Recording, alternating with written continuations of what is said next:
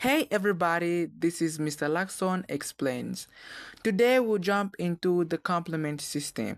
This complement system involves a series of proteins, and by the end of this video, I want you to have a better understanding of what happens when a pathogen gets into your system. So let's do it.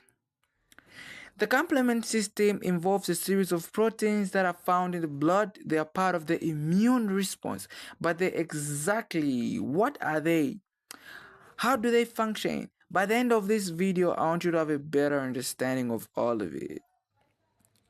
We understand everything also. We're trying to make you understand and have a better understanding of what happens with the complement system and when a pathogen enters or invades your body and what happens.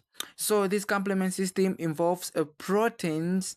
These proteins they are made in the liver and they're part of the immune response. They are made in the liver and get sent to the blood. They are floating around waiting for something to trigger them to become active.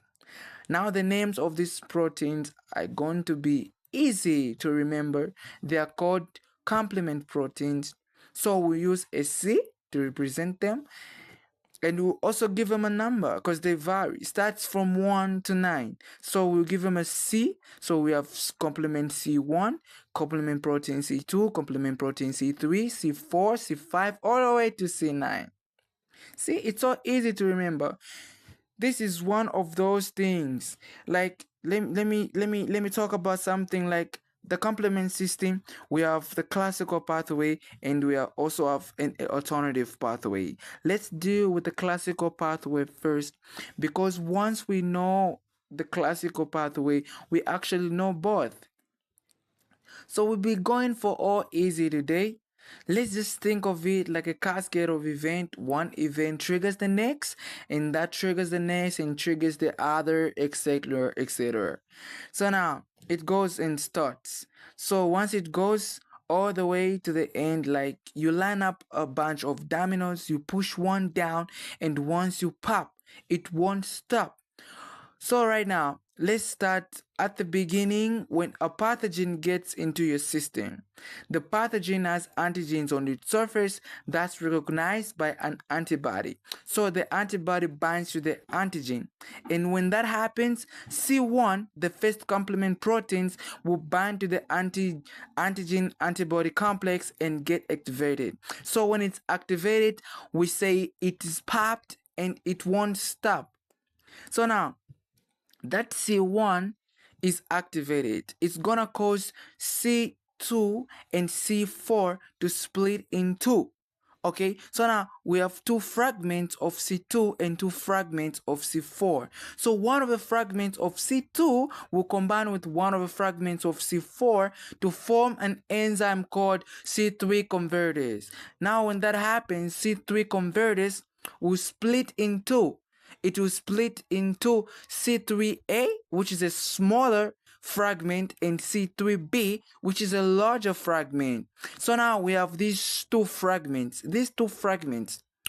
Well, the smaller fragment will diffuse out of the area, and then this will attract phagocyte into the area, and these are the cells that will come and will start eating up pathogen to try to get rid of them. So the smaller C3A fragment is like a chemical attractant that serves as the signal to bring these other recruits into the area. So that's what happens, okay?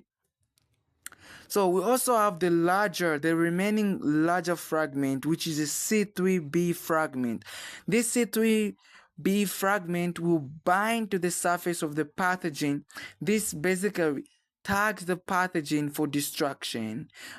But that's not the only way it helps to destroy the pathogen. So C3B will also cause C35. It will cause C5 to split in two. So when this C3B splits, it splits into C5A and C5B. And then the final steps that follows, or the process that follows, is that C3 C5b will join with C6, C7, C8, and C9 to form what's called the membrane attack complex. This complex will then attach to the membrane. It will attach to the membrane of the pathogen, and it makes a hole in it. It digs a hole in it and filling it up with water, and it fills up with water. Water will be rushing into the pathogen, causing it to break apart. It's like what happens when you make a balloon and you keep filling it with water, filling it with water, filling it with water. Eventually, what happens is that it pops. So that's what happened to the pathogen thanks to the complement system. So as we see, we have this series of proteins forming this sort of event, or it helps to try and get rid of whatever that pathogen is. Now this pathway, the pathway is called the classical pathway. It starts all the way at C1 binding to an antigen antibody complex, but there's also an alternative pathway. The cool thing and the cool stuff, the good thing is that we actually know both, because just after the classical pathway, you also know the alternative pathway we just went through, but it skips all the antigen stuff. It skips C1, C2, C4. It starts with C3. C3 gets activated by binding direct to the pathogen itself. Once it binds to the pathogen, it's going to interact with other proteins like factor P, B, and D. That interaction causes C3 to split in two, which is C3A, the smaller fragment, and C3B, the larger fragment. And from there, the rest of the pathway continues. Just remember the way we discussed in classical pathway. So it starts with antigen antibody complex, which means it's the specific immune response. The antigen or the antibody recognizes a specific antigen and triggers this complement cascade, starting with C1 all the way down to C9. The alternative pathway isn't specific. C3 binds direct to the pathogen and triggers the rest of the cascade in both pathways. We are recruiting other pathogens, we are recruiting other phagocytes. We are tagging the pathogens for destruction, and we are forming the membrane attack complex to destroy the pathogen. By making that hole in it, this holes the membrane, we keep filling it with water. We keep filling the membrane with water so much that it pops. Man, this is good stuff. The way our immune responds to these foreign invaders, these antigens, like these foreign invaders. Man, it's so cool. I just hope you have a better understanding of what happens when the pathogen gets into your system, how the pathogen is recognized by these antibodies fighting until it's killed.